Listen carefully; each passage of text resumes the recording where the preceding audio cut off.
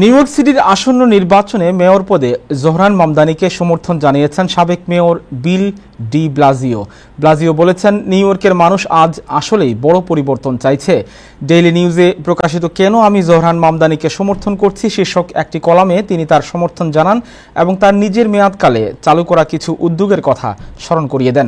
বিশেষ করে বেতনসহ অসুস্থতার ছুটি, সবার জন্য প্রাক প্রাথমিক শিক্ষা, বিনামূল্যে বাস ভ্রমণ এবং ভাড়াটিয়ার জন্য ভাড়া স্থগিত রাখার কথা উল্লেখ করে বলেছেন, এসব আগে বাস্তবায়ন সম্ভব ছিল না।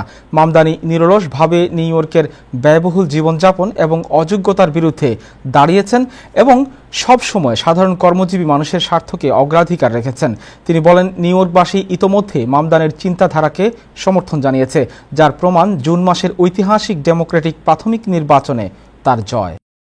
Here's what's going on in New York City right now. Right. Affordability crisis like we've never seen before. Right. So for working class people, it's harder and harder to live here. What Zoran is saying, and the reason he won that primary overwhelmingly, is let's go right at that. When he talks about things like childcare, huge expense for so many families, we did pre-K for all, great success. Right. We got to go farther. He talks about free buses, which is something that's working around the country. It's time to have it here in New York City. Right. Save people money, get them into mass Is he a transit. socialist? He's a Democratic socialist. He identifies as a socialist? Identifies as a Democratic socialist. You're yes. a socialist or capitalist? Me? I call myself a social democrat.